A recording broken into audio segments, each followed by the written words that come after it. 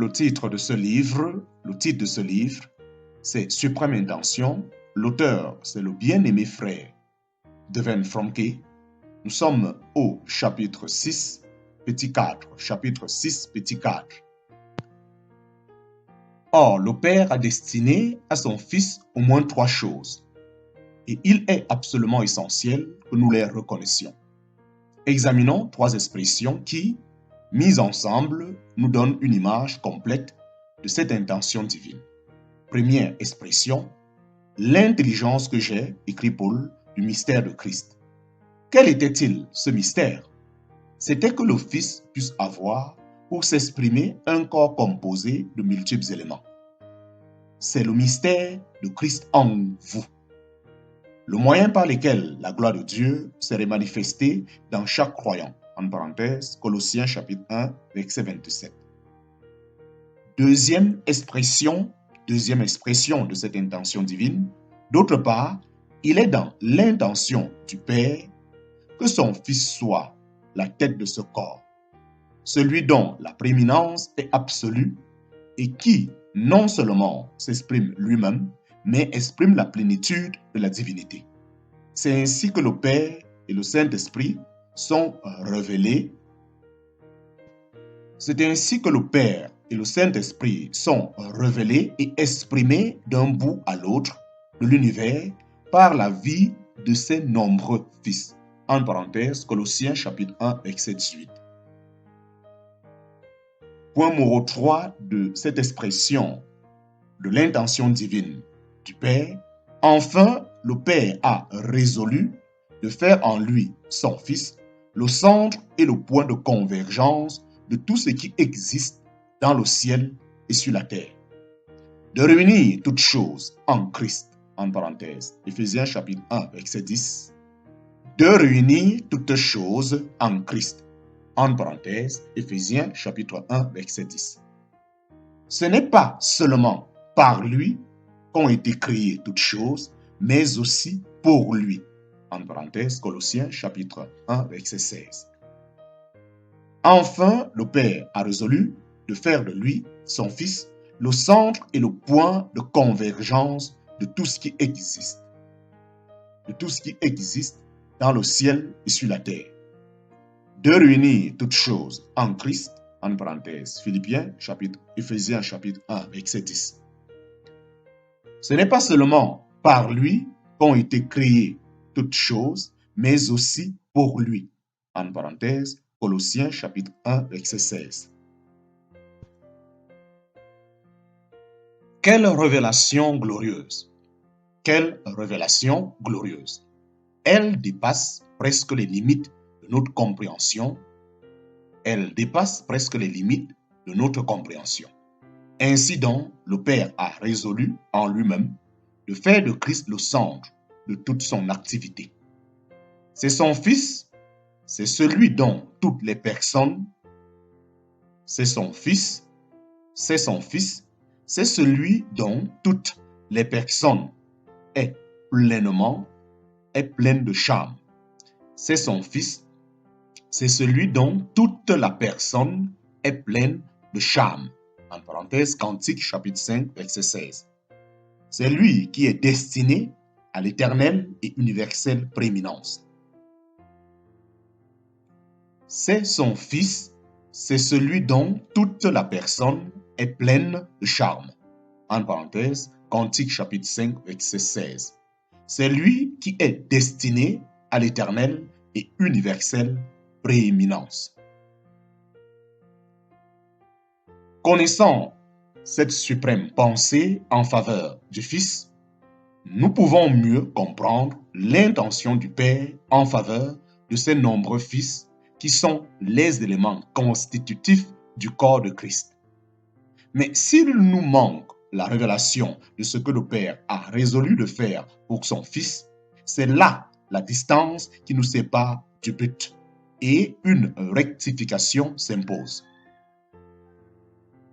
L'harmonie doit s'établir entre la pensée réelle de Dieu et l'idée que nous nous en étions faits. En observant toute la partie de son cœur de Père, nous pouvons nous servir maintenant de l'étalon absolu qui nous permet d'évaluer ce qui correspond ou ne correspond pas à l'intention du Père. Tout ce qui est en harmonie avec lui aura son approbation. Certaines personnes s'étonnent que le Père se soit fixé un tel objectif. C'est pourtant là ce qui est sorti de ses conseils éternels. Mais souvenez-vous de ceci, le Fils éternel ainsi que son corps de Fils rectifié, en parenthèse, dans leur vision, dans leur conception des choses, sont destinés à vivre avec un seul but en vue.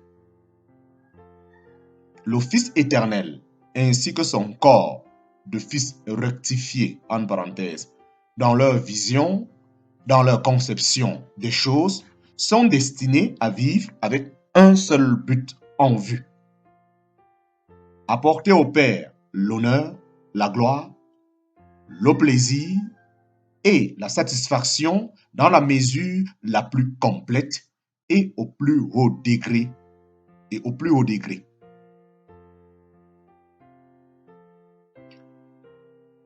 Apporter au Père l'honneur, la gloire, le plaisir et la satisfaction dans la mesure la plus complète et au plus haut degré.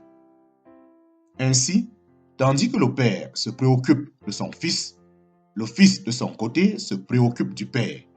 Comme nous le verrons dans les chapitres suivants, c'est là la règle divine qui gouverne toute l'activité céleste.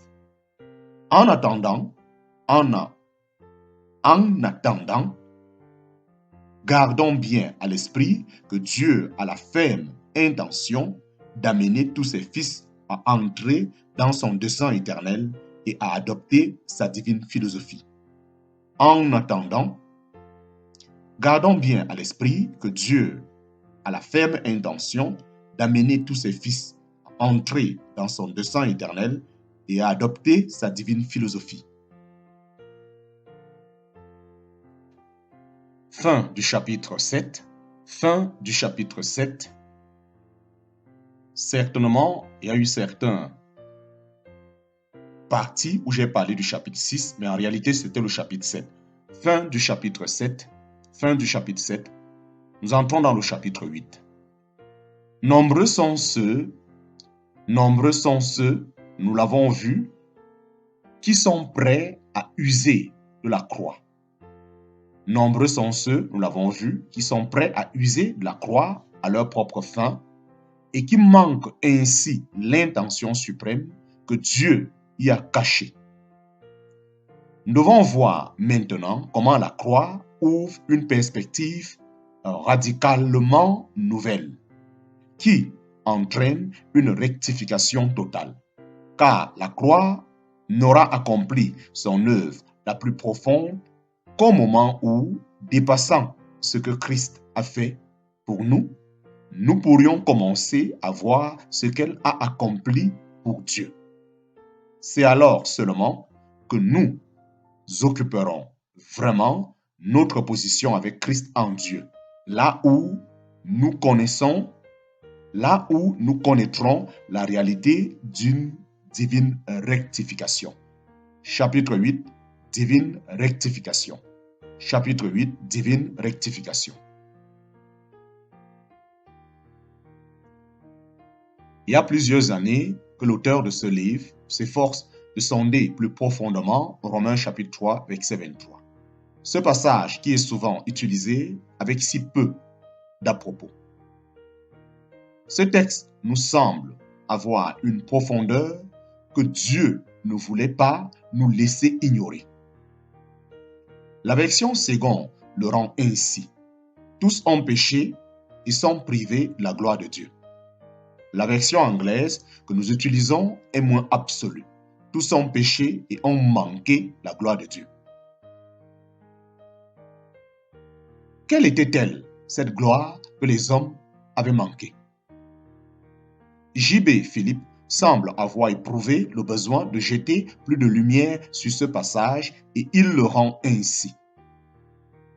Tout son péché et la beauté du plan de Dieu leur a échappé.